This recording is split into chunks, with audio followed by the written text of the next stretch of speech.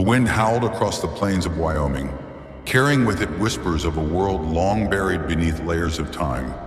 In the shadow of the Bighorn Mountains, a small town named Elkridge sat in quiet decay. Once thriving with life, it was now a remnant of its former self, with crumbling buildings and empty streets. Yet deep beneath the soil, something ancient stirred. Ethan Reed adjusted his thick-rimmed glasses as he crouched over a peculiar rock formation in the forest on the outskirts of town. As an environmental scientist working for a small research institute, Ethan had been sent to study the rapidly declining health of the local ecosystem. The once clear streams were now murky, the trees were dying, and wildlife was disappearing. "This isn't just pollution," he muttered to himself, running a gloved hand over the strange markings etched into the stone. They looked almost like runes, though he couldn't decipher their meaning. A soft hum filled the air. Ethan froze. The sound wasn't mechanical. It was alive, almost like a pulse. He leaned closer to the stone, his curiosity piqued. Suddenly, a flash of light erupted from the markings, throwing him backward. The world spun, and for a moment, everything went silent. When Ethan opened his eyes, the forest seemed different. The colors were more vibrant, the air thick with energy. In front of him stood a figure, shimmering like a mirage. She was tall, her form both ethereal and solid, with skin like burnished gold and eyes that held the wisdom of ages. "Who are you?" Ethan whispered, his voice trembling. The figure tilted her head, studying him. "I am Solanai," she said, her voice resonating like a symphony. "The spirit of this land. You have awakened me." Ethan's breath caught in his throat. Solanai's presence was overwhelming, like standing before a thunderstorm poised to strike. Her golden eyes bore into him, searching his soul for something he couldn't name. I didn't mean to awaken anyone," Ethan stammered, stepping back instinctively. "I was just studying the rocks. This can't be real." Solanai's gaze softened.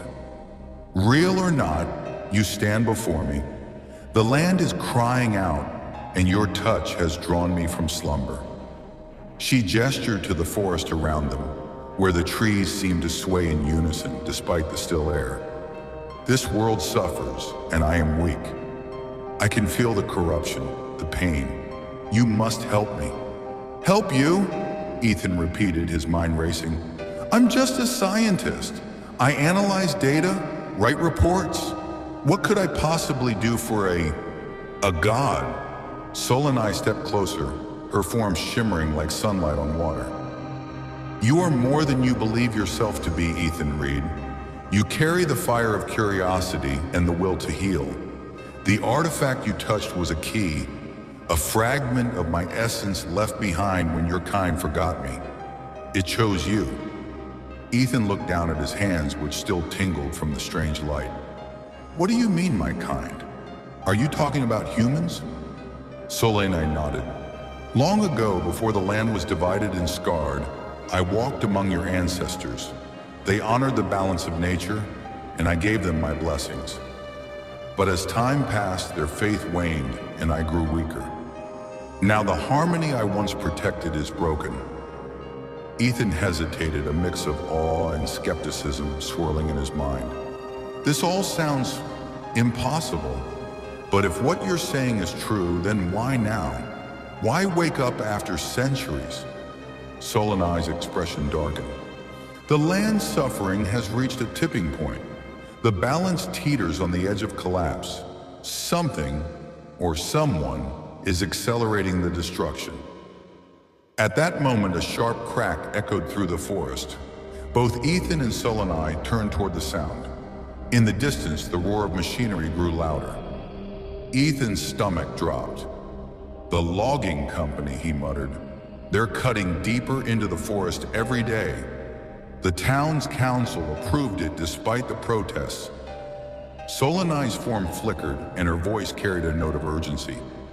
"Then we must act quickly. If the heart of the forest is destroyed, my strength will fade entirely, and this land will wither."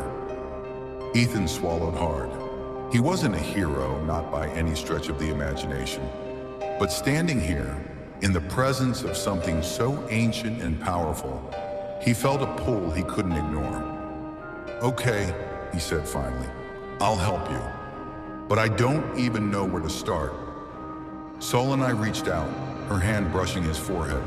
A warmth spread through Ethan's body, filling him with an unfamiliar energy. "You will start by listening," she said. "The land speaks. I will guide you, but the journey is yours to take."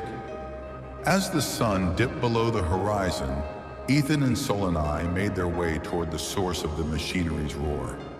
The logging site was a chaotic mess of bulldozers, chainsaws, and fallen trees. Workers moved like ants, oblivious to the devastation they were causing. Ethan clenched his fists. He had seen the reports, the statistics,